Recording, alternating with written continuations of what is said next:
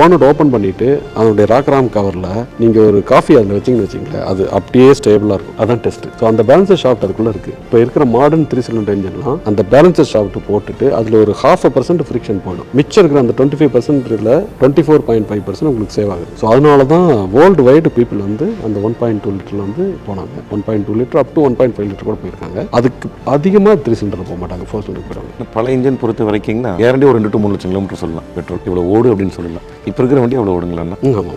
Petrol நல்லா போகும். வண்டி 3 லட்சம் ஈஸியாக போகும், கேரண்டி போகும். பெட்ரோல் டீசல்லாம் நல்லா போகும். இப்போ அந்த இன்ஜின் லைஃப் நான் பார்த்துக்கு ஸ்கார்பியோவில் பார்த்துருக்கேன். 5 லட்சம் கிலோமீட்டர் பார்த்துருக்கேன். 4,80,000 இன்ஜின் வேலை செய்யாமல் ஓடி இருக்குதுங்க. என்ன யோசனை பண்ணுறாங்களோ இல்லையா, உடனே 3 சிலிண்டர் ஆகாது, 3 சிலிண்டர் ஆகாது, இந்த வண்டி ஆகாது.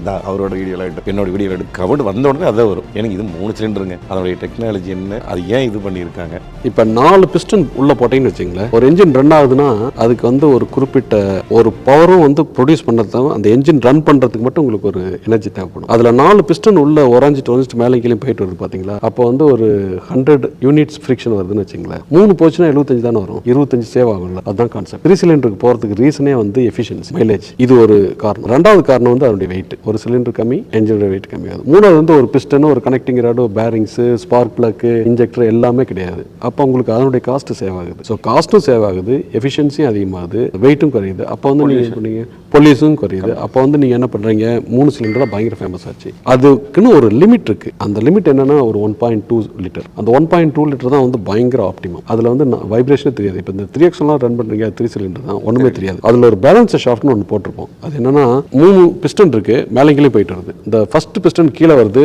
3வது பிஸ்டன் மேலே போகுது அப்படின்னா இப்படி டிக்னு கீழே அடிக்கணும், இப்படி அடிக்கும், கீழே அடிக்கும் இல்லையா. இது மேலே போகுது, இது கீழே வருதுன்னா இப்படி அடிக்கும். ஸோ இதை வந்து tick tick tick tick tick tick tick tick tick அப்படின்னு இருக்கும். இதுக்கு கவுண்டரா ஒரு பேலன்சர் ஷாஃப்ட் நீங்கள் போட்டுக்கலாம். அந்த பேலன்சர் ஷாஃப்ட் போட்டிங்கன்னா அது இது இப்படி அடிக்கும் போது அது வந்து அப்படி அடிக்கும். அப்போ வந்து பிஸ்டன் ஆடவே ஆடாது. நீங்கள் அந்த 100 ரூபா வண்டி வந்து கிட்டத்தட்ட 68 ரூபா ப்ளஸ் ஆகுது. அப்போ கிட்டத்தட்ட ஒரு 10 லட்சம் ரூபாய்க்கு வண்டி வாங்கினா நம்மளுக்கு காசுக்கு ஒரு 17 லட்சம் ரூபாய் டச் ஆயிருது. பட் இதே வந்து ஒவ்வொரு மாநிலத்தில் வந்து டேக்ஸ் இல்லாமல் இருக்குது. இப்போ இந்தியா ஃபுல்லாக ஃபாஸ்ட்டாக ஒரே மாதிரிங்கிறாங்க, இந்தியா ஃபுல்லாக ஒரே ரேஷன் கார்டுங்கிறாங்க, ஒரே எலெக்ஷன் கார்டுங்கிறாங்க. அதே மாதிரி இந்த டேக்ஸ் ஒரே மாதிரி வந்துருச்சுன்னா கொஞ்சம் விலை கம்மியாக இருக்குது நம்மளுக்கு கார். முகமலர்ந்து வாழ்த்துக்கள் சொன்னாங்க, இப்படி வரணும் அப்படின்னு. எங்களுக்கு குறைஞ்சதுன்னா மக்கள் நிறைய வாங்குவாங்கல்ல, அதுக்கேற்ற நாங்கள் எதிர்பார்க்குறோம்.